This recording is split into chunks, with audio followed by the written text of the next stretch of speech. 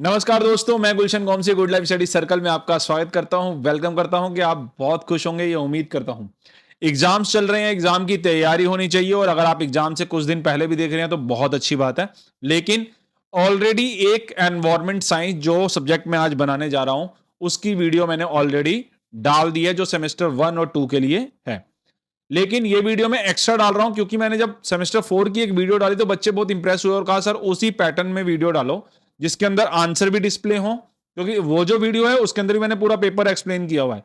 लेकिन आप ये मान के चलो कि आंसर भी पूरी तरह से डिस्प्ले हो और हिंदी और इंग्लिश दोनों में आपको मिल जाए, इसलिए मैं ये वीडियो बना रहा हूं। उससे पहले मैं हम्बल रिक्वेस्ट करूंगा कि आप इस वीडियो को थोड़ा सा सुने, समझें, हमारे चैनल को सब्सक्राइब कर दें, लाइक कर दें और किसी ना किसी को जरूर ये वीडियो शेयर कर दें। क्या पता आपकी वजह से किसी का भला हो जाए। जो भी आपके ग्रुप्स हैं, स्कूल ग्रुप है पुराना या आपके फ्रेंड्स का ग्रुप है जो सोल में है, जिसे आप जानते हो ये सब्जेक्ट है उसके पास, उसे आप फॉरवर्ड कर दें, हेल्प हो जाएगी। या किसी भी ग्रुप में आप ज्वाइन हो सोल के, आपने अगर क्लासेस ली थी तो उस ग्रुप में इसे फॉरवर्ड कर दें, काफी हेल्पफुल हो जाएगा किसी के लिए। और ये आपको एक मौका मिल रहा है लोगों की हेल्प करने का, तो आप कर सकते हैं, है ना। इंस्टाग्राम पे वीडियो नहीं बन पाएगी, नाम नहीं हो पाएगा कि आपने हेल्प की थी, ये साइलेंट हेल्प होगी जो किसी ना किसी की हो जाएगी। और काफी बच्चे बाद में थैंक्स करते हैं कि मजा आ गया कि किसी बच्चे ने हमारी हेल्प कर दी थी सर, आपकी वीडियो तक हम पहुंच गए। और very very very thank you. छोटे से टाइम में 4000 सब्सक्राइबर क्रॉस कर दिए, कोई विश्वास नहीं कर पा रहा कि इतनी जल्दी भी हो सकता है। और ये सब आप ही की वजह से है, आप ही का चैनल है, साथ दीजिए। पढ़ाई शुरू करते हैं। थोड़ा सा वीडियो अगर कल का एग्जाम देखूं तो थोड़ी सी लेट है, लेकिन जरूरी थी इसलिए लाया हूं। और हां, ये जितना भी मैं आपको पढ़ा रहा हूं इस सब के नोट्स आपको व्हाट्सएप ग्रुप पर मिल जाएंगे। और व्हाट्सएप ग्रुप का लिंक जो है हमारी डिस्क्रिप्शन में होता है हर वीडियो की, तो वीडियो की डिस्क्रिप्शन में जाके आप कर लें। वहां पर एडमिन ओनली है, ज्यादा डिस्टर्ब नहीं होगा। बहुत जरूरी चीज होगी तो वो आएगी इंफॉर्मेशन। धीरे धीरे हम लोग जो जॉब वगैरह वैकेंसीज निकलती हैं गवर्नमेंट की वो भी वहां पर देंगे, बहुत लाइटली रहेगा, बार बार टिंग टिंग नहीं करेगा। फिर भी अगर दिक्कत हो तो एग्जिट से अच्छा होता है कि आप साइलेंट कर लें, अचीव में डाल लें। यूजफुल ग्रुप्स जरूर रखें, है ना। इतनी सारी आप सीरीज में टाइम वेस्ट करते हो, किस में करते हो, पढ़ाई को करो ना। ये आपको नॉलेज देंगी ये बुक्स। तो ज्यादा चैचे नहीं करूंगा मैं, शुरू करते हैं। और मैं साइड होके आपके स्क्रीन पर ये देखिए अब आ गया। तो मैं पहले आपको इंट्रोडक्शन कर दूं हम क्या पढ़ने जा रहे हैं। सब्जेक्ट की नॉलेज आपको बढ़िया होनी चाहिए। जिन्होंने वो वीडियो, उस वीडियो का लिंक, जो पहले वीडियो इसकी डाली है वो भी मैं लिंक डाल रहा हूं डिस्क्रिप्शन में, और उसके में इसका लिंक डाल दूंगा। फायदा ये होगा कि उसे देखने के बाद एनसीवेब के बच्चों ने कहा हमें इतनी नॉलेज हो गई थी, इतनी नॉलेज हो गई थी। वो 60 मार्क्स का एक्सपेक्ट करके गए थे पेपर और 30 मार्क्स का आया। 60-70 का उन्होंने एक्सपेक्ट किया था, 30 आया, लेकिन उनके पास नॉलेज बहुत ज्यादा थी तो 30 उन्हें बहुत मतलब छोटे लगे। आप वो वीडियो देखना जाकर, काफी अच्छे व्यूज भी हैं उसके अंदर भी। 10-12 दिन पहले ही डाली थी। लेकिन अब बच्चे बार बार कह रहे कि सर हमें इस तरीके से डाल के दे दो कि हम उसे बस देखें और हमें मेहनत ना करनी पड़े। मेहनत इन द सेंस नोट्स बनाने का टाइम नहीं बचा है, तो ये वीडियो में डाल रहा हूं। और अगर आपके पेपर में अभी टाइम पड़ा है तो इस वीडियो को देख के आप नोट्स बनाएं। वैसे तो हमारी एडमिन में से कोई भी आपको, लेकिन आप इसको नोट्स बनाएं। आइए शुरू कर लेते हैं। सब्जेक्ट का नाम है एनवायरमेंटल साइंस। पता है थ्योरी इनटू प्रैक्टिस पार्ट 1 है, ये पार्ट 1 है। क्योंकि पार्ट 1 होता है या तो सेमेस्टर 1 में होता है या फिर जो 1 में नहीं लेता उसे 2 में मिल जाता है। और इसी का पार्ट 2 आता है, वो होता है सेमेस्टर 3 या 4 में। आप समझ रहे हैं ना। इस तरीके से एनवायरमेंट साइंस को हमने पढ़ना है। बहुत अच्छा सब्जेक्ट है। अगर मैं कहूं ना किसी ने करियर बनाना है और बच्चा कंफ्यूज है कि सर सभी तो करियर बना रहे हैं, तो इसमें क्या है, आज से ना थोड़े टाइम पहले एक ना कोर्स इंट्रोड्यूस किया था डीयू में ही, सोशल वर्क पर ग्रेजुएशन। तो कोई उसको ना सीरियसली लिया नहीं कि क्या होता है सोशल वर्क। या तो बीए की नॉलेज है या फिर बीकॉम की नॉलेज रहती है, ऑनर्स होता है, पोल साइंस ऑनर्स होता है, किसी ने सोचा नहीं। लेकिन आज सबसे ज्यादा वैकेंसीज सोशल वर्क की निकल रही हैं और आई एम डैम श्योर आने वाले टाइम में एनवायरमेंट साइंस की सबसे ज्यादा जॉब्स होंगी। जिस तरह से हम लोग एनवायरमेंट को गंदा कर रहे हैं, प्रॉब्लम क्रिएट कर रहे हैं, नई से नई प्रॉब्लम है डेली। मतलब आप ये समझ लो, आप दिल्ली जैसे एरिया में रहते हैं तो वहां पे हर साल आप पोल्यूशन का रोना तो सुनते ही हो, ग्रैप लग जाता है। अभी हम पढ़ेंगे भी इसके अंदर। लेकिन आपने कभी सोचा है कि जिस तरह से पानी खत्म होता जा रहा है धीरे धीरे, शोर मचता है, सोल्यूशन नहीं आती है। जिस तरह से हमारा पेट्रोल खत्म होते जा रहे हैं, हमें बैटरी इलेक्ट्रिसिटी पर आ गए हैं, इलेक्ट्रिसिटी चाइना बना के दे रहा है। अब हम पानी से क्या सोच रहे हैं कि ऐसे बनाएं, हाइड्रो का यूज करके, यानी कि हाइड्रो पावर यूज करेंगे, पानी से पावर यूज करेंगे और क्या बनाएंगे, एनर्जी बनाएंगे। लेकिन पानी तो पहले ही कम हो रहा है। अभी जो एथेनॉल वाला जो सिस्टम शुरू हुआ है, ये सारी चीजें आप सुनेंगे, आपको नॉलेज चाहिए एथेनॉल के क्या इंपैक्ट हैं, अच्छे हैं बुरे हैं, गाइड मतलब गाड़ियों के लिए क्या है, वो गाइड कौन करेगा? जिसने एनवायरमेंट साइंस ली होगी, वो समझेगा अपनी धरती को। तो आपके लिए ये सब्जेक्ट बहुत फायदेमंद हो सकता है, और जिसके पास ये सब्जेक्ट है वो आगे जाकर इसमें एमए करे, फिर उसके बाद पीएचडी करे, कोई और इसमें टीचर ट्रेनिंग करनी है तो वो करे। बहुत बहुत ज्यादा स्कोप इसका रहेगा, मैं डैम श्योर हूं। आने वाले टाइम में एनवायरमेंट साइंस के भी जैसे डॉक्टर्स को ढूंढा जाता है ना, एनवायरमेंट को ठीक करने के लिए लोगों को ढूंढा जाएगा, भैया आओ सामने और एनवायरमेंट को बचाओ। कहां कहां आप सुनते हैं धरती अचानक दब गई नीचे, अभी नया बना था पूरी धरती दब गई, जमीन अंदर चली गई अचानक ही। किस तरह से अभी जो केदारनाथ का हुआ, तो उन सबको सुधारने के लिए एनवायरमेंट साइंस, तो ये सब्जेक्ट है, मैंने जानकर के आपको थीम बताई है ताकि आपको इंटरेस्ट आए और इंटरेस्ट लिया करो हर सब्जेक्ट के लिए, ठीक है। और आप व्हाट्सएप ग्रुप ज्वाइन कर लेना, नीचे बार बार मैं आपको बोल रहा हूं। देखिए अब मैंने क्या किया, आपके में क्वेश्चन का पैटर्न ये आ रहा है कि फर्स्ट क्वेश्चन आपको 3 ही करने होंगे जहां तक पूरे चांसेस हैं, जिन्होंने 2025 के बाद एडमिशन लिया है, और 2023-4 वालों के लिए भी यही कर दिया इन्होंने इस साल से, कि आपको 30 मार्क्स का ही करना है। इससे पहले कि अगर इस सब्जेक्ट में किसी की ई आ रहा है तो उसके लिए वो 60-70 मार्क्स का है, अदरवाइज ये पेपर आपके लिए 1 आवर का होगा, और 230 के जो कंफ्यूजन चल रही है उससे पहले बाहर आ जाए। मैं श्योर हूं, वैसे तो 99.9% श्योर हूं आपका 30 मार्क्स का पेपर होगा, 1 आवर का होगा। तो यही तरीका अब इन्होंने कर दिया है, तो स्पेशली लिखा हुआ आ रहा है क्वेश्चन पेपर्स पर कि 2025 ऑनवर्ड जितने भी हैं उन सबका भी 1 आवर का है, और 2023-24 के लिए भी इस साल से क्या है, 1 आवर का पेपर है, 30 मार्क्स का पेपर है। अब चलते हैं आगे।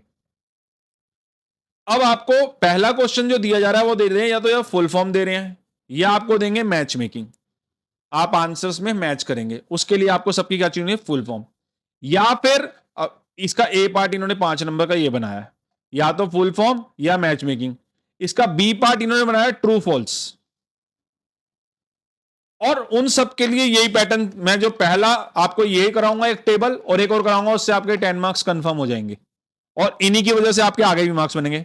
उसके बाद इन्होंने क्या किया है, फर्स्ट क्वेश्चन कंपलसरी है, सभी को करना है, उसके बाद सेकंड, थर्ड और फोर्थ, इनमें से कोई 2 क्वेश्चंस आपको अटेम्प्ट करने हैं, यानी आपको चॉइस मिल जाती है। तो वो आगे इसमें से भी अगर कुछ पैटर्न आया, आप 10 नंबर में बना, 10-10 नंबर के 2 हैं, तो आपको 10-10 नंबर के बनाकर लिखने हैं। तो कुछ भी टफ टास्क आपको नहीं मिलने वाली है आप लोगों को। लेकिन हाँ, अगर कुछ बच्चों को फिर भी डर रह जाए, अरे सर जी ऐसा तो नहीं होगा कल 60 मार्क्स का आ जाएगा, तो मैं गारंटीड कह रहा हूं ऐसा तो 99.9% नहीं होगा, लेकिन 0.1% ऐसा हुआ अगर मान लिया, है ना, बिल्कुल भी चांसेस नहीं है, अगर हुआ तो अभी मैं आपको इतना करा दूंगा कि आप 70 नंबर का 100 नंबर का पेपर भी दे दीजिए, आप सारा एक्सप्लेन कर दोगे। बस वीडियो में एंड तक जुड़े रहना। एक बच्चे फास्ट फॉरवर्ड करके सुनना चाहते हैं, नॉलेज है, आप कोई सीरीज आती है, कुछ हॉरर सीरीज आती है, किसी की कोई भी सीरीज पसंद हो सकती है, उसको बड़ा स्लो में पूरे में देखते हैं, जरूरत पड़े तो दोबारा भी देखते हैं, और जबकि आपको पता है कि उसके अंदर सिर्फ एक्टिंग हो रखी है, रियल तो करेक्टर है ही नहीं कोई भी, लेकिन फिर भी आप अपना टाइम वेस्ट करते हैं। मिलियंस में व्यूज हो जाते हैं उनके, जो काम की चीजें नहीं है, वो जो समय रहने का लैटेंट जो शुरू हुआ था अभी भी आ रहा है, दोबारा हो गया, ये सब में तुम टाइम वेस्ट करो, 1 घंटे बाद आपको रियलाइज होता है जिंदगी का 1 घंटा आपने वेस्ट कर दिया। पढ़ो ना, ये लाइफ बन जाएगी आपकी, ये नॉलेज की है। फास्ट फॉरवर्ड मत करो, स्लो सुनो, उसके बाद बेशक फास्ट फॉरवर्ड में सेकंड टाइम सुन लो और पेपर देने चले जाओ, बेस्ट रिजल्ट आएगा, गारंटीड है। सब्जेक्ट से प्यार हो जाएगा। आप सुनो आज एक बार, मुझे एक चांस तो दो, मुझे जैसे हर नेता को देते हैं, एक बार मुझे सुनकर देखो। मैं कोशिश करूंगा धीरे और प्यार से बोलूं, अगर आप रात को भी सुन रहे हैं तो कान में हेडफोन लगा के ही आपको याद हो जाए सब कुछ। और मैं तो कहूंगा विजुअलाइज करिए चीजों को, विजुअलाइज कराऊंगा मैं आपको, ये मेरा टीचर होने का, मैं यूट्यूबर नहीं हूं, मैं टीचर होने के नाते मेरा फर्ज है। आइए शुरू करते हैं। सबसे पहले हमें UNFCCC दिया हुआ है, जिसकी फुल फॉर्म है United nation framework convention of climate change. याद रहेगा आपको CCC से, United nation framework convention on climate change. ये जो शुरू किया गया है, एक इंटरनेशनल एग्रीमेंट बनाया गया है, जिसका काम है ग्रीन हाउस इफेक्ट है उसको कंट्रोल करना। ग्रीन हाउस में कौन सी, कार्बन डाइऑक्साइड को, बिल्कुल पूरी तरह से CO2 को, कार्बन बहुत हीट देता है, उसको खत्म करना। अगला है, अब आपको इसकी फुल फॉर्म भी पूछी जा सकती है, या आ जाएगा कि the work of UNFCCC is to control the green house effect. Yes, true है ये, तो ट्रू फॉल्स दोनों को खत्म कर रहा हूं मैं आपके सामने। आगे चलते हैं। UNEP, UNEP, United nation, UN से तो जहां भी आ जाए यूनाइटेड नेशन ही है। यूनाइटेड नेशन एनवायरमेंट प्रोग्राम, कितना आसानी से याद करा दिया मैंने आपको। शुरू में यूएन आया, United nation. EP, environment subject पढ़ रहे हैं, प्रोग्राम, एनवायरमेंट प्रोग्राम। ये एक संयुक्त राष्ट्र संघ की एक पर्यावरणीय संस्था है, यानी एनवायरमेंट से रिलेटेड एक ऑर्गेनाइजेशन है, यूएनओ, जो सबसे बड़ा यूएन हो गया वो तो है ना, संयुक्त राष्ट्र। ये संरक्षण और सतत विकास को बढ़ावा देती है, मतलब सस्टेनेबल डेवलपमेंट को बढ़ावा देती है। अब इसमें ट्रू फॉल्स अपने आप बना लेंगे, फिल इन द ब्लैंक्स भी बना लेंगे अगर आ जाए तो। IMD, Indian meteorological department, yes, इसका काम है। आईएमडी मौसम विभाग की संस्था है, जो आपको आता है ना आईएमडी के आंकड़े, रेन होने वाली है बहुत ज्यादा, तो उस तरीके से चक्रवात आने वाला है, कहीं पर तूफान आने वाला है ना, तो इस तरह की इंफॉर्मेशन कौन देता है? आईएमडी एक डिपार्टमेंट है। ये कुछ डिपार्टमेंट्स होते हैं जिनके, जैसे एनजीटी एक आ गया ये रहा, ये भी ट्रिब्यूनल एक डिपार्टमेंट है जो पर्यावरण से संबंधित मामलों को निपटाने के लिए काम करता है। WWF, world war fund for nature, ये अब इसका नाम ये world wide fund for nature. ये पूरी दुनिया में वन्य जीव जैसे कोई मतलब पक्षी हैं, पक्षु हैं, खत्म होते जा रहे हैं, उनको बचाने के लिए काम करता है। इसके अलावा बीओडी, बायोकेमिकल ऑक्सीजन डिमांड, बहुत इंपॉर्टेंट है। बीओडी जो जल में जो होते हैं ना जैविक पदार्थ, उनके लिए जो आवश्यक मात्रा है उनको दिखाना है। अगर बीओडी अधिक हो जाएगा, ज्यादा हो जाएगा, तो वो क्या होगा? प्रदूषक माना जाएगा उसको। कुछ चीजें जो हैं जल के अंदर यानी वाटर के अंदर जो होती हैं, उसके जो तत्व हैं उनको दिखाता है। COP, conference of the party, COP union सदस्य देशों को वार्षिक सम्मेलन है जिसमें जलवायु परिवर्तन से संबंधित निर्णय लिए जाते हैं।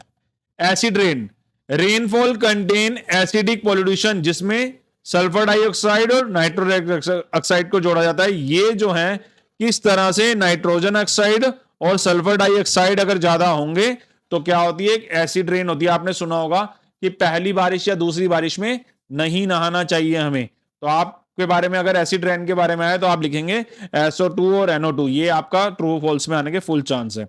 Wetland, land area saturated with the water permanently और सीजनली, ऐसे क्षेत्र जहां स्थायी रूप से हमेशा पानी भरा रहता है, ये वेटलैंड कराती है। ये इंपॉर्टेंट होती है। पानी जहां पर पूरे साल भरा रहे वो बहुत इंपॉर्टेंट जगह है, उसका नाम क्या दिया हुआ है? वेटलैंड दिया हुआ है। ये बहुत बैलेंस करने के लिए बहुत जरूरी है। पानी होगा, धूप पड़ती है बहुत ज्यादा, तो अगले दिन क्या होता है? बारिश हो जाती है।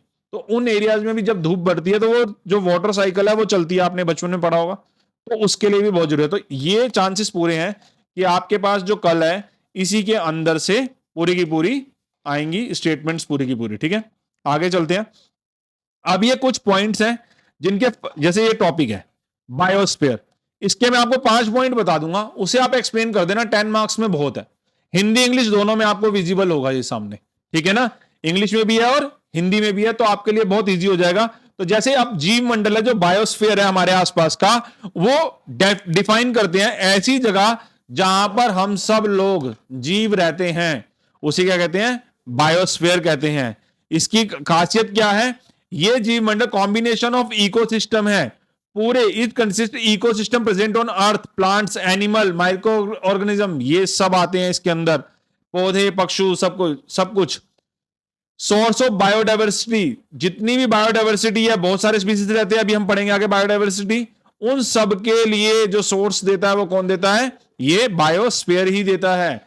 न्यूट्रिएंट एनर्जी फ्लो, आप पॉइंट याद करके एक्सप्लेन कर देंगे। जितने भी न्यूट्रिएंट्स चाहिए आपको, एनर्जी चाहिए, वो बायोस्फीयर से ही पॉसिबल है। ऑक्सीजन के बिना आप क्या कर लोगे? कार्बन डाइऑक्साइड नहीं छोड़ोगे तो पौधे जिंदा नहीं रहेंगे, पेड़ पौधे जिंदा रहेंगे तो आपको आप इसमें ऑक्सीजन नहीं मिलेगी। ये सारा बैलेंस करना, खाना चाहिए, अपशिष्ट चाहिए, खाद चाहिए, गोबर भी जरूरी है खाद के लिए, तो हर चीज को बनाना। Importance of human survival, without इसके, देखो जो मैं अभी बोल रहा था, बायोस्फीयर आपको फूड देता है, वाटर देता है, ऑक्सीजन देता है, नेचुरल रिसोर्स देता है। अगर बायोस्फीयर नहीं होगा तो भैया आप कहां होगे? तो आप आराम से इन्हें एक्सप्लेन कर सकते हो। आगे चलते हैं। रिन्यूएबल एनर्जी, ये तो आपने बचपन से पढ़ा है, थोड़ा स्पीडली पढ़ लूंगा आपको समझ आ जाएगा। ऐसी एनर्जी, ऐसे रिसोर्सेज जिन्हें दोबारा बनाया जा सकता है, जैसे सूरज की रोशनी जितनी मर्जी यूज करो, कल बन जाएगा। सौर एनर्जी, है ना?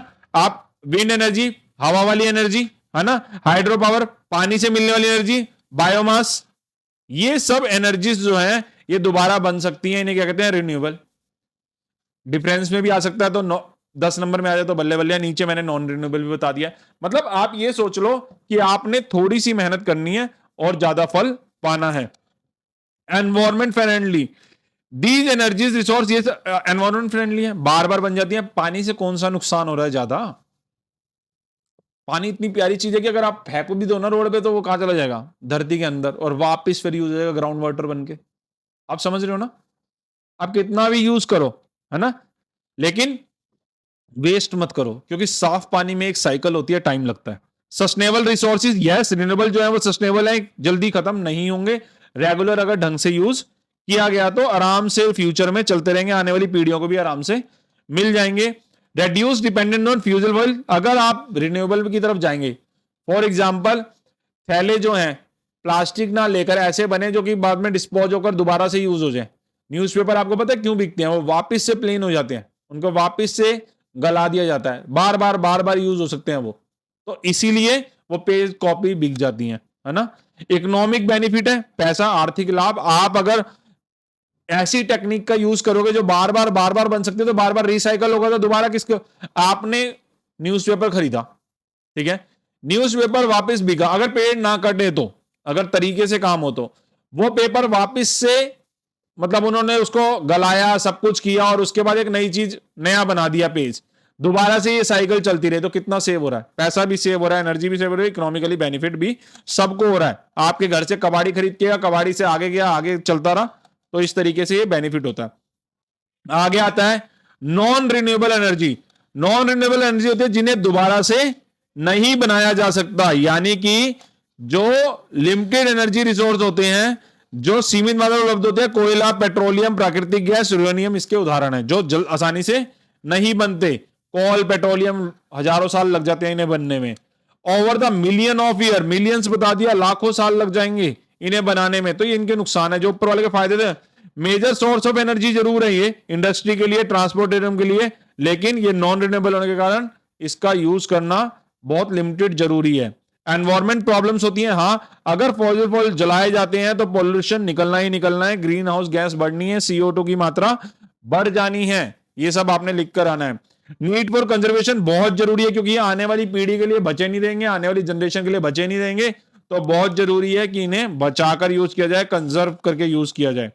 आगे आता है इकोलॉजिकल सक्सेशन, यस, जितनी भी, देखिए, जितना भी ये बायोस्फीयर है, इकोलॉजिकल है, ये आगे ट्रांसफर हो, ये बहुत जरूरी है। अगर ध्यान से देखो कि जो प्रजातियां हैं, जो पहले के जीन है, वो काफी चेंज हो चुके हैं, काफी ऐसे जानवर हैं जो नहीं दिखते धीरे धीरे, या कभी कहते ना, ये वाली गाय जो थी ना पहले बड़ी हुआ करती थी, अब छोटी होती है, अब और भी छोटी गायें आने लगी हैं। ऐसे कोई चीज पहले छोटी थी वो बड़ी होने लगी है। हमारे टाइम में तो ऐसे होता था, इतने बड़े बड़े वो तालाब में मछलियां होती थी, अब मछलियां छोटी होती हैं। तो ये धीरे धीरे क्या हो रहा है? परिवर्तन हो रहा है, इसको कहते हैं ecological succession. Species composition of ecosystem over the time. इसके बाद pioneer species, the process begin with pioneer species. ये पॉइनर जो स्पीसीज हैं, इनमें आगे की रीजन होता है कि मतलब स्ट्रांग होती जाती है, ये कठिन परिस्थितियों में भी जीवित रह सकती हैं। डेवलपमेंट ऑफ न्यू कम्युनिटीज, इससे क्या बन रही है? नई कम्युनिटीज बन रही हैं। अब जो मतलब सेशन है वो बदलने लगे हैं, नई कम्युनिटीज आ रही हैं। Type of succession, ecological succession can be primary succession और द सेकेंडरी सक्सेशन।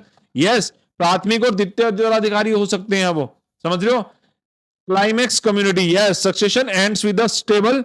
अब एक ने जरा सा चेंज आया, फिर उसमें थोड़ा चेंज आया, फिर एक ये स्टेबल हो गई, अब अगली बार भी यही आ रही है उसके, तो ये स्टेबल हो जाता है। तो कहीं ना कहीं एक टाइम तक बनने के बाद लंबे टाइम तक अगर सेम रहेगी तो वो क्या है? संतुलन बना रहता है, without disturb, unchange until the disturb. इसमें जल्दी चेंजेस फिर नहीं आते, ये बहुत इंपॉर्टेंट है। घास भूमि, ग्रास लैंड, वेरी इंपॉर्टेंट, आने के पूरे चांस है इस टॉपिक पर, या तो बड़ा क्वेश्चन है, छोटा क्वेश्चन है, पर आएगा जरूर, I am damn sure about it. जहां पर पेड़ों की संख्या कम हो और छोटे छोटे छोटे छोटे घास टाइप पौधे हों, पौधे या सिर्फ घास हो या थोड़े बड़े पौधे हों, उसे कहते हैं ग्रासलैंड, ठीक है। यहां पर मतलब बहुत कम ट्रीज होंगे, मेन जो होगी वो ग्रास होगी, घास होगी। रिच बायोडाइवर्सिटी बहुत अच्छा है इसके लिए, यानी घास भूमि में ना सब तरह के होते हैं वहां पर, शाकाहारी मतलब समझ गए ना आप लोग, है ना, हार्बिवर्स, कर्बिवर, ये सारे insects, birds, forming diverse food chain, है ना, ये अलग तरीके से जो शाकाहारी है मांसाहारी है दोनों चीजें खाते हैं वो सारे वहां पर रह लेते हैं। इंपॉर्टेंस फॉर ग्रेजिंग बहुत इंपॉर्टेंट है चराई के लिए। यहां पर आप ये समझ लो घासें जहां पर उगेंगी वहीं पर आप कोई फसल उगा सकते हो। जिन जिस धरती को खत्म हो जाती है ना घास से उगनी, उस पर कोई फसल भी नहीं होती है। और जैसे कोई धरती है वो खराब हो रही है, मिनरल्स खराब है, उस पर खेती बार बार खराब हो रही है, तो थोड़े टाइम के लिए उसे छोड़ देते हैं, सिर्फ पानी डालते रहते हैं, हल्का फुल्का घासों के लिए वो डालते हैं, तो घासें उग गई तो वो खुश हो जाते हैं कि अब अगली बार इस पर खेती बहुत अच्छी होगी। तो ग्रासलैंड बहुत इंपॉर्टेंट होती है। Threats and conservation, over grazing कर लेते हैं, ज्यादातर चराई कर रहे हैं, बार बार एक फसल होगी दूसरी फटाफट डाल दी, तीसरी चौथी केमिकल डाल डाल के आ रहे हैं, तो क्या होगा, ग्रासलैंड खत्म हो जाएगी। मैंने बताया ना, फिर आपको कुछ साल तक उसे छोड़ना पड़ेगा, 1-2 साल पानी डालते रहो बस, जब तक उस पर घासें नहीं उग जाती। इसीलिए इसको बचाना, जो शहर है ना वो इसको खत्म करते जा रहे हैं, रीजन मैंने लिख दिया है। अब देखो भारत में जो मूवमेंट चले हैं, पर्यावरणीय आंदोलन चले हैं, उनके बारे में बता रहा हूं, कोई ना कोई आंदोलन आएगा, वरना आंदोलन के एग्जाम्पल आएंगे। जो मूवमेंट चले हैं उनके बारे में, मूवमेंट्स के बारे में आएगा। चिपको मूवमेंट सबको पता होगा, विलेजर्स थे, इन्होंने अपने आप को किससे, ट्री से चिपका लिया था अपने आप को, और वनों को काटने से रोका था। नर्मदा बचाओ आंदोलन, इसके अंदर लास्ट डैम प्रोजेक्ट थे, वहां पर क्या था कि वहां के लोग कैसे रहें, अगर आप डैम बनाओगे तो पानी रुकेगा, पानी रुकेगा तो बाढ़ का खतरा बन रहेगा, तो वहां के लोगों का भैया आप जाओ, पर वो वहां से चले जाएंगे तो कमाएंगे क्या, खाएंगे क्या, उस एरिया को कितना नष्ट आप कर देंगे। सिली वैली मूवमेंट चला था, जिसने प्रोटेक्ट किया था biodiversity rich silent valley Kerala के अंदर, जितना भी डिस्ट्रक्शन हुआ था उन सबको बचाने के लिए आंदोलन किया। पब्लिक पार्टिसिपेशन रहा था, environment movement increase the awareness encourage, क्या फायदा होता है इसका, अवेयरनेस बढ़ती है। Influence on the policies, yes policies में फर्क पड़ता है, लोग भाई सब जागरूक हैं।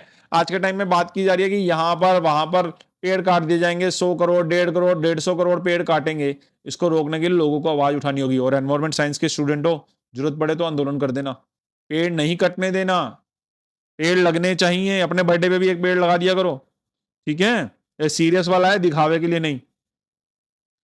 इकोसिस्टम क्या है इसको पढ़ लेते हैं।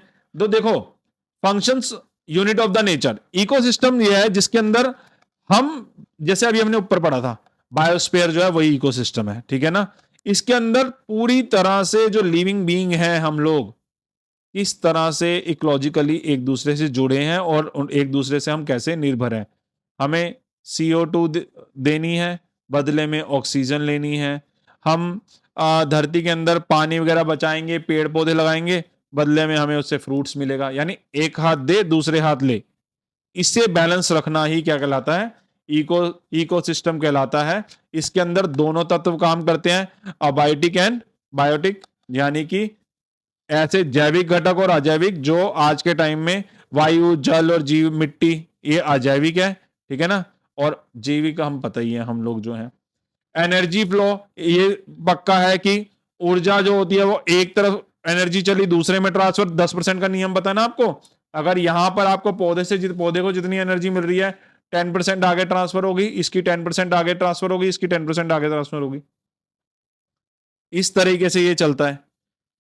न्यूट्रिएंट साइकिल चलती है, यस ये चक्र जो है पर्यावरण के बीच लगातार चलता है, कहीं भी नहीं रुक सकता है, आप इसको रोक ही नहीं सकते।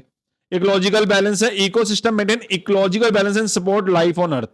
ये जो इकोलॉजिकल बैलेंस है ये पूरी धरती पर लगातार चलता है, और तभी तो लाइफ यहां पर टिकी रहती है। मैं फिर कहूंगा आप लोग व्हाट्सएप ग्रुप ज्वाइन करना, और एक और वीडियो जो मैं इसमें डाल रहा हूं डिस्क्रिप्शन में उसे भी देख लेना, उसके अंदर मैंने क्वेश्चन पेपर सामने रख के डिस्कस किए हैं सारी चीजें, तो वो उसमें से भी क्वेश्चंस काफी ज्यादा रिपीट होने के चांसेस हैं। बट हाँ पहले इसको देख लेना, याद कर लेना इसकी फॉर्म्स वगैरह, और ये सारे पढ़ लेना क्योंकि ये क्वेश्चंस लेटेस्ट हैं बिल्कुल ही, ठीक है, हर पेपर में मिलेंगे आपको, चॉइस में आप आराम से कर लेंगे। इकोसिस्टम सर्विसेज, आप इकोसिस्टम सर्विसेज को अगर मैं पढ़ता हूं तो यहां पर आप समझेंगे कि जितनी भी इकोसिस्टम के लिए चीजें चाहिए, जो भी चीजें अवेलेबल हैं, जैसे भोजन जल लकड़ी औषधि अन्य आवश्यक संसाधन, ये प्रदान होता है, कौन देती है, इकोसिस्टम हमें क्या क्या सर्विसेज देता है। अब रेगुलेट सर्विसेज, अगर परितंत्र में अगर मान लो क्लाइमेट है, फ्लड है, डिजीज है, वाटर क्वालिटी है, इन सबको नेचुरली बचाने के रूप में कौन करता है? इकोसिस्टम। ये सर्विसेज हैं। Supporting services process like soil formation, nutrition cycle and pollination supports ecosystem. ये चीजें ऐसी हैं, देखो मैंने क्या बोला, अपने आप भी धरती काफी काम कर लेगी। आप लोगों ने सिर्फ पानी देना है टाइम से, सूरज निकलेगा, सूरज की रोशनी लगेगी, आप मिट्टी बस लाके, अच्छी मिट्टी लाकर गमले में रख के धूप में रख दो, थोड़े दिन में उसके अंदर भी क्या निकल जाते हैं? घासें निकल आती हैं। अपने आप बनाते हैं वो अपना खाना।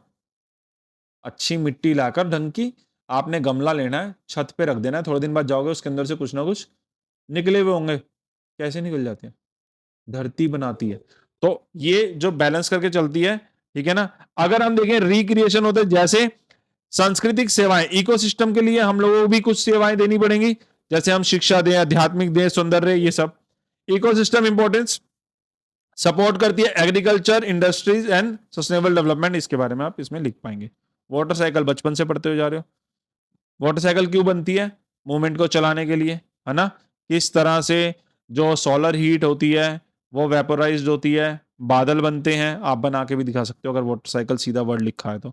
बादलों से फिर बारिश होती है, नदी बना देना नीचे, और ये वापस ऊपर जाती है, और ये सर्कल चलता रहता है। यहाँ सूरज बना देना और फिर इसको एक्सप्लेन कर देना 10 नंबर में आ जाए तो। पॉइंट्स मैंने दे ही दिए आपको, जैसे वेपोराइजेशन, कंडेंशन, है ना, वाटर एक जगह इकट्ठा हो गया, पर्सिपेशन, कलेक्शन एंड रीयूज। इस तरह से आपको नोट्स अगर चाहिए, ये वाले नोट्स लेना और एक बार पढ़ लेना, बल्ले बल्ले हो जाएगी आपकी, गारंटीड कह रहा हूँ, ठीक है। 10 मार्क के 3-4 क्वेश्चन मैं आपको बता देता हूं जो कि बहुत इंपॉर्टेंट है ना। उसके अंदर आपको सारी चीजें पेपर में आने ही आने हैं। तो 2 क्वेश्चन भगवान करे इसी में फंस जाए, वरना ऊपर मैं इतना आपको समझा चुका हूँ। ये 3-4 क्वेश्चन में 4 ही है मेरे ख्याल से, 5, अच्छा 5-6 ज्यादा क्वेश्चन है भाई। अच्छा, बाकी तो मैंने ग्रैप का बताया, मैंने कहा मैंने तो 5 क्वेश्चन लिखे थे, 4 या 5। चलो ठीक है, अच्छी बात है, मैं आपको बता देता हूँ ये पूरे क्वेश्चन, नॉलेज हो जाएगी, कोई दिक्कत नहीं है, ठीक है। ये आपको आगे कुछ क्वेश्चंस के बारे में हमने ऊपर पढ़ लिया, बट मैंने यहाँ पे 10 मार्क्स का होने की वजह से थोड़ा सा एक्सप्लेन कर दिया ताकि आप लोगों को आसानी हो जाए। पहला क्वेश्चन है वाटर स्केर्सिटी, जल संकट के क्या कारण है, क्यों पानी की कमी होती जा रही है? पहला कारण क्या है? Population growth. ये तो आप अपने आप बना के लिखाएंगे बड़े अच्छे तरीके से। पॉपुलेशन ग्रोथ बड़ी तेजी से हो रही है, इस वजह से पानी खत्म हो रहा है। Over exploration of ground water का बहुत ज्यादा उपयोग कर रहे हैं नीचे से। दिल्ली के अंदर ही लोगों ने समरसीवर लगा रखे हैं, पानी खींच रहे हैं, उसी को बिस्लेरी में फिल्टर करके बेच रहे हैं। सब मिले हुए हैं, सिस्टम ब्रस्ट है, ग्राउंड लेवल खत्म हो गया। अनइवन रेनफॉल, ये एक प्रॉब्लम है कि इरेगुलर रेनफॉल होती है, जिसकी वजह से भी बहुत दिक्कत हो रखी है। कहीं पर तो बहुत ज़्यादा है, वहाँ पे यूज़ नहीं होता, समुद्र में मिल जाता है, समुद्र का पानी कुछ यूज़ होना नहीं है। कहीं पर बारिश हो ही नहीं रही। वाटर पोल्यूशन हम लोग बहुत कर रहे हैं, रिवर, लेक्स, ग्राउंड वाटर में बहुत बुरा हाल है। मतलब रीजन बताने हैं तो ये 5 रीजन आपको पता चल जाएंगे, लिख लो। पॉपुलेशन ग्रोथ हो गई, ओवर एक्सप्लोरेशन हो गया, अनइवन रेनफॉल हो गया, वाटर पोल्यूशन हो गया, और क्लाइमेट चेंज हो गया, जिसकी वजह से क्या हो रहा है? वाटर कम होता जा रहा है। वाटर कम होने के कारण बताने हैं तो आप आराम से बता सकते हो, एक्सप्लेन कर सकते हो। इकोसिस्टम एंड मेजर, ऊपर ही पढ़ा था हमने। इकोसिस्टम का मैंने आपको उस वाले में भी पहले, सबसे पहले ये एक्सप्लेन किया है।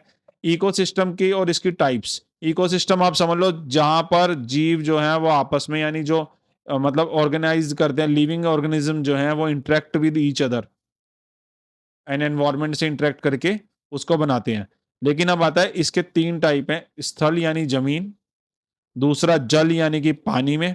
ये 2 मेन है, लेकिन कुछ अब चर की बात करें तो इसमें और भी है, प्राकृतिक परितंत्र है और कृत्रिम परितंत्र है, यानी ये 2 टाइप हैं, इनकी भी टाइप्स हो गई। यानी अगर मान लिया, मैं बताऊं आपको ये क्या कहना चाह रहा हूं मैं, क्योंकि ना थोड़ा सा कंफ्यूज हो रहे हो गए आप, मैं कंफ्यूज, क्योंकि मेरे को बताने में मजा नहीं आता ना कोई चीज, तो फिर मैं उसे और एक्सप्लेन करना चाहता हूं। जब मुझे बताने में मजा आएगा तभी आपको समझ आएगा। अब मैं आपको बताता हूँ, अभी याद हो जाएगा ये वाला पॉइंट आपको, है ना। तो जब पढ़ाने में मजा तभी आता है जब मेरे को खुद अच्छा लगेगा ना समझाना, तब, क्योंकि मुझे व्यूज का नहीं है, मुझे ये है कि आपको जो मैंने लाइन बोली है हर लाइन का मीनिंग पता हो। तो इको से, अब पेपर में भी आप ये डायग्राम बना सकते हो जो मैं बना रहा हूँ। इकोसिस्टम की टाइप्स पूछ ले अगर, तो ये डायग्राम बना देना। तो सबसे पहले तो हो गया, यहाँ पर हो गया टेरेस्ट्रियल यानी कि लैंड बेस्ड, ब्रैकेट में लिख देना लैंड बेस्ड। और दूसरा हो गया एक्वेटिक यानी कि वाटर बेस्ड। ये हो गए। अब इसके भी 2 पार्ट और इसके भी 2 पार्ट और। एक हो गया नेचुरल, एक हो गया, अब आपको समझ आ गया होगा, आर्टिफिशियल। Natural, artificial. तो इसके भी दो पार्ट वही हैं, इसके भी। देखो जैसे कि हमने कहीं पर ऐसे पहाड़ बना दिए नकली, खुद इन्वेंशन करके कि हाँ ठीक है यहाँ से हवा बहुत आती है, या कुछ एरियाज के लिए बना दिए, या हमने जू बनाए या नेशनल पार्क बनाए, या इस तरीके से बना दिए जो कि कैसे हैं, नेशनल पार्क तो नहीं कहूँगा, जू कहूंगा, जहां पर ऐसी चीजें बना दी जो लगती देखने में तो वैसी ही लगती हैं लेकिन रियल में होती नहीं है। नदी बना दी मैंने, एक बड़े से एरिया में नदी बह रही है पीछे को, तो वहां के जो हिरन वगैरह हैं, ये पानी पियेंगे बिल्कुल उसी तरीके से जाकर जैसे वो ऐसे एरिया में, उन्हें नहीं पता लगा हम दिल्ली के अंदर एक नदी बना रखी है, तो वो तो हो गई आर्टिफिशियल। और जो नेचुरल आपको पता ही है जहां पर वो नदी बनी हुई है, तो उस तरीके से जब हम बना देते हैं तो वो जो हो गया आर्टिफिशियल बनना। अब तो आपको क्लियर हो गया क्या कहना चाह रहा था मैं? होप सो आप कमेंट कीजिएगा, बढ़िया समझ आ रहा है ना? तो फिर मेरे को क्या फायदा होगा कि आपको इसी तरीके से समझाऊंगा ताकि आपको सारे, और हमने आगे अब जो पढ़ना है ना वो भाई यूनिट वाइज पढ़ना है नॉलेज के लिए। ये मेरी रिक्वेस्ट है, अगले सेमेस्टर में क्या करेंगे, यूनिट वाइज। हर बार आप समझते हो ना, इस बार शुरू से पढ़ेंगे, मेरे साथ जुड़ जाना, व्हाट्सएप ग्रुप में जुड़ जाओ, आपको बता देंगे ये वीडियो आ रही है, और वीडियो आप सब्सक्राइब करके नोटिफिकेशन ऑन करो, देखो फिर बल्ले बल्ले आपको समझ आएगी सारी चीजें। पढ़ना है तो बड़े तरीके से पढ़ना है आपने, ठीक है ना? आर्ट्स कोई छोटी मोटी चीज नहीं है। तो अब ये सब क्लियर हो गया कि इकोसिस्टम क्या है, और मेजर इकोसिस्टम है जहां पर जो ऑर्गेनिज्म है वो इंटरेक्ट करते हैं with each other for their living, है ना? अब इसके टाइप्स क्या है, एक तो है टेरेस्ट्रियल यानी लैंड बेस्ड सिस्टम है, इकोसिस्टम है, include the forest, grassland, deserts and ये। और एक्वेस्टिक है, वाटर बेस्ड है, जो फ्रेश वाटर इकोसिस्टम है, मरीन वगैरह हो गए, है ना, समुद्र वगैरह हो गए, इन सबको। लेकिन अब इसी में नेचुरल होता है, जो सिस्टम अपने आप डेवलप हुए हैं नेचुरली विदाउट ह्यूमन इंटरवेंशन, बिना बिना इंसानों के रूप से, प्राकृतिक रूप से है, जहां पे इंसान का कोई रोल नहीं है। और यहाँ पर है आर्टिफिशियल जो है वो है ह्यूमन मेड है, जैसे एक्वेरियम बना दिया आपने घर के अंदर, मछलियों को ऐसा लगता है हम समुद्र में तैर रही हैं, है ना? एग्रीकल्चरल फील्ड बना दिए, गार्डन्स बना दिए, ये सब क्या है आर्टिफिशियल, अगर एग्जाम्पल्स आ जाए तो, ठीक है ना? अब ये आप आराम से क्वेश्चन को अटेम्प्ट कर सकेंगे, मुझे कंफर्म है। Soil pollution, yes, soil pollution क्या होता है, आज के टाइम में ये क्वेश्चन आना है। धरती जो है, जितना केमिकल आप डाल रहे हो उस पर, धीरे धीरे क्या हो रही है, धरती खत्म होती जा रही है। तो सॉइल पोल्यूशन रेफर करता है contamination of soil by harmful chemical and waste material. आप अपशिष्ट पदार्थ डालोगे तो क्या होगा, खत्म हो जाएंगे। क्यों हो रही है, पेस्टिसाइड्स बहुत डाल रहे हो आप, फर्टिलाइजर ज्यादा से ज्यादा, फटाफट फटाफट केमिकल डालते हैं, तरबूज इतना से इतना बन जाता है। कहते हैं ना, बहुत ज्यादा बड़े फ्रूट या बहुत अच्छे दिखने वाले फ्रूट तो मत खाओ, वो तो डेफिनेटली। अब मानिए आज के टाइम में जो एटमॉस्फेयर चल रहा है, जो एग्रीकल्चर चल रहा है ना, वहां पर जो बहुत ज्यादा लाल तरबूज है तो वैसे ही रिस्की हो जाता है। देखियोगे आपने कैसे इंजेक्शन डाल डाल के उसे लाल किया जा रहा है ना? तो ऐसे ही क्या करते हैं, धरती पर भी इंजेक्शन डाल रहे हैं ये लोग ताकि ज्यादा प्रोडक्शन हो। उससे क्या हो रहा है, सॉइल पोल्यूशन बढ़ रहा है, मृदा प्रदूषण कहते हैं इसको, ठीक है? इंडस्ट्रियल वेस्ट डाली जा रही है, toxic chemical pollute soil affecting the plant growth. पानी के अंदर आपने डाल दिए इंडस्ट्रियल केमिकल, डाल दिया, वही पानी आपने जाकर किसमें डाल दिया, खेत में डाल दिया, तो क्या होने वाला है? प्लास्टिक एंड सॉलिड वेस्ट, आपको पता ही है प्लास्टिक जिस तरह से डाला जा रहा है, और वो क्या करता है, cancer. Effect soil pollution reduce the agriculture productivity and harm the human and animal health. आराम से एक्सप्लेन करके 10 नंबर में आप कितना भी बड़ा इसे लिख देंगे, मुझे पक्की उम्मीद है, ठीक है ना? तो ऐसी कोई दिक्कत अब आपको आएगी नहीं अगर आपने ये वर्ड्स को समझ लिया है तो। इंपॉर्टेंस ऑफ, बहुत इंपॉर्टेंट, आपको बता ही दिया, ऊपर ही बताया। अब आपको ये फायदा होता है, इतनी वीडियो सुनने के बाद अब आपको लग रहा है इस सब्जेक्ट को तो हम काफी साल से जानते हैं, हमें नॉलेज है, ये क्या चाह रहा है सब्जेक्ट, क्या लिखना टीचर पढ़ना चाहेगा। आपको धीरे धीरे इस सब्जेक्ट से प्यार होने लगेगा। आप देखिए ना, वही आ गया, इकोलॉजिकल बैलेंस तभी होगा जब हम स्टेबिलिटी लाएंगे। इसके लिए बायोडाइवर्सिटी जरूरी है। सिर्फ एक जगह पर पेड़ ना मिले या एक जगह पर पेड़ ही मिले, इंसान ना मिले, तो दोनों वेस्ट है। सब कुछ चाहिए, समझ रहे हो ना? फूड एंड रिसोर्स हमें कौन देगा, यही तो देंगे। जिन शहरों में दूर होता है सारा कुछ, वहां पे सब कुछ महंगा होता है, क्योंकि वहां पर बायोडाइवर्स नहीं है, वहां पर उनके पास खेती नहीं है, खेती खत्म कर दे रहे हैं दिल्ली के अंदर। जिस दिन आसपास के राज्यों से लड़ाई होगी, भूखे बैठ जाना। जेनेटिक डाइवर्सिटी, यस, प्रिजर्व करता है जेनेटिक वेरिएशन, जो पुराने जो हैं उन सबको अगर आप सुरक्षित नहीं रखोगे। आप लोगों ने ना शायद बचपन में पढ़ा होगा, वो एक फूड चेन होती थी ना, ये इसे खाता है, ये इसे खाता है, ये इसे खाता है, और इसमें से एक भी डर जाए तो इसकी जनसंख्या बढ़ जाएगी। समझ रहे हो ना? अगर मान लिया, एक एग्जांपल ले लिया, मेंढक जो है घास खाता है, मेंढक को सांप खाता है, सांप को मोर खाता है, पढ़ा होगा ना आपने। अब इसमें से मान लो एक भी चीज खत्म कर दो, देखो अपने आप सारी चीजें खत्म हो गई थी। मान लिया क्या था, घास को कौन खा रहा था, मेंढक, मेंढक को कौन खा रहा था, सांप, सांप हटा दो, मेंढक इतने सारे हो जाएंगे भैया, क्या करोगे। सांप को नेवला खाता है, नेवला खत्म कर दो तो सांप बहुत सारे हो जाएंगे। सब चीजें बैलेंस्ड है। इकोनॉमिकल बेनिफिट पता चल गया, अगर आप बायोडाइवर्स होंगे तो आपके पास खेती होगी, एग्रीकल्चर होगा, फार्मा होगी, दवाइयां बनती हैं, टूरिज्म होगा, है ना, एनवायरमेंट प्रोटेक्शन होगी। Biodiversity support the ecosystem services such as pollination, ये सब चीजें कौन करता है, एनवायरमेंट प्रोटेक्ट होती है। आपको पता होता है किस तरह से सारी चीजें अवेलेबल हो जाए। सीजन आता है, आम मिलने लगता है, सोचा आपने कभी। आपको ना नेचर को समझना है ना, आज एक काम करना, अगर आपने किया हुआ है तो आप जानते होंगे, अगर गांव वगैरह के हैं, नहीं है दिल्ली में शहर में रहते हैं, बड़ी कोठी बंगलों में रहते हैं, तो आज एक चीज करके देखना, मतलब जब भी आपको मौका मिले आप हिल जाओगे। आपके वहां पे हेडपंप होगा बर्मा, या समर सीवर लगा होगा कहीं पर। आपको हैरानी होती है, धरती को पता है कि ऊपर क्या चल रही है, गर्मी, ठंडा पानी आता है उसके अंदर से, मस्त वाला। फ्रीजर क्या ठंडा करेगा, जितनी गर्मी पड़ती रहेगी उतना ठंडा पानी बर्मे से आएगा।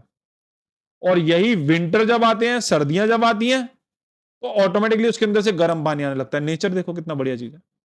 आप सोचो, एनवायरमेंट को अगर हम अच्छा रखें ना, हमें आधी चीजों की तो जरूरत ही नहीं पड़ेगी, गीजर वीजर इन सब चीजों की, हम खुद उसे डिस्ट्रॉय कर रहे हैं और फिर उसको खरीदने भाग रहे हैं।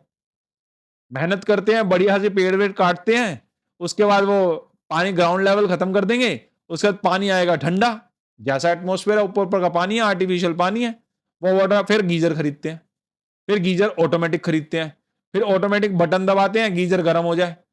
और कई जने कहते हैं हम तो एक बटन, वो आजकल ऐप वाला आ गया, ऐप पे दबाएंगे अपने आप ऑन हो, यानी उठना भी ना पड़े हमें बटन को ऑन ऑफ करने के लिए। क्यों, हमें याद नहीं रहता। याद क्यों रहता, विटामिन कम हो गया। विटामिन कम कैसे, पेड़ काट दिए थे, मोमोज खा रहे हैं, डोसा खा रहे हैं, मतलब आप फास्ट फूड खा के अपनी मेमोरी को वीक करके फिर क्या सोच रहे हो कि मेरे को बटन भी बैठे बैठे, अब बटन दबा नहीं दबा रहे, कुछ नहीं कर रहे, आप झेलोगे, वरना जरूरत ही नहीं, सुबह उठो बर्मा चलाओ। गांव वाले यही करते हैं, गर्म पानी आना उन्हें पता है, ठंड में भी।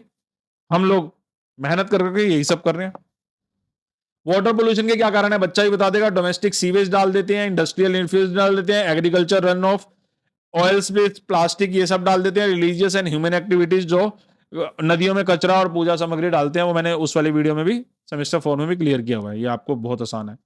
Cause of the air pollution, बच्चों वाली बात है, क्यों होता है, व्हीकल से होता है, इंडस्ट्रियल एक्टिविटी से होता है, बर्निंग ऑफ फ्यूजल फॉइल से होता है, क्रॉप रेसिड्यूज बर्निंग, ये तो आप बना के लेते हैं, डिफॉरेस्टेशन, इन्हीं से तो होता है। एयर पोल्यूशन क्यों होना है, हवा क्यों खराब होनी है, तो इसमें मेरे को लग रहा है ज्यादा बड़ी वीडियो ना करते हुए आपको ये चीज समझ आ रही होगी, इसलिए मैं थोड़ा सा और तेजी से आगे बढ़ता हूं, इसलिए मैं इनको गिन नहीं रहा था, शायद इसलिए मैं करता कम है।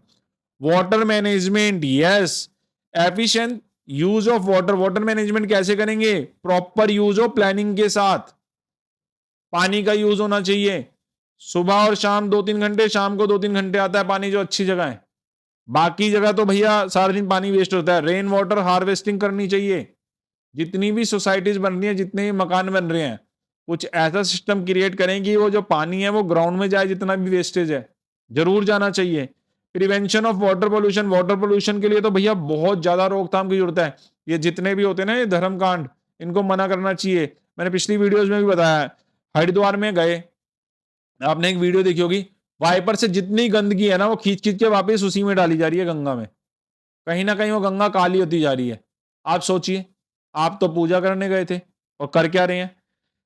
एफिशिएंट इरिगेशन मेथड, यस, इस तरह से पानी के डालें कि पानी चला छोड़ दिया, वो पूरा पूरा दिन बह रहा है, सोइल जो है वो बल्कि और खराब हो जाती है। पहले वालों ने बताया, खैर आजकल काफी जागरूक है।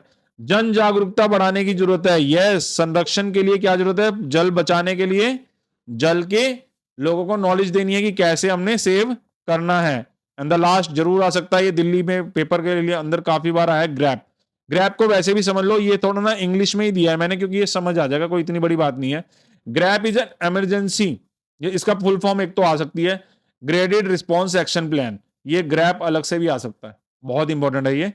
ग्रैप है, ग्रेडेड रिस्पॉन्स एक्शन प्लान है, दिल्ली के अंदर, जो एयर क्वालिटी इंडेक्स को दिखाता है, जिसका काम है बेसिकली पॉल्यूशन को कंट्रोल करना। इसके लिए अब स्टेजेस बना दी। मैं बता रहा हूं ना, हम खुद ही फंसते जा रहे हैं सारे जाल में और फिर सॉल्यूशन ये बनेगी। देखो कितनी भयानक है, समझिए। तो ये स्टेज 1 जो होती है 201 से 300 के बीच को पुअर माना गया, यानी 200 तक आप सेफ हैं, जो कि बहुत ही गलत है। विदेशों में 50 पे इमरजेंसी अनाउंस हो जाती है, 20 22 25 रखा जाता है, आप देखना। स्टेज 2 300 से वेरी पुअर, इसके अंदर पार्किंग फीस लगा दो, पब्लिक ट्रांसपोर्ट बंद कर दो, रिस्ट्रिक्शन लगा दो डीजल पर, जनरेटर पर, स्टिक कर देते हैं। ये स्टेज है, मैंने शॉर्ट में बताया, लॉन्ग में बता रखा है, दिखा देता हूं। वाटर स्प्रिंकलर डालना शुरू कर देनी चाहिए।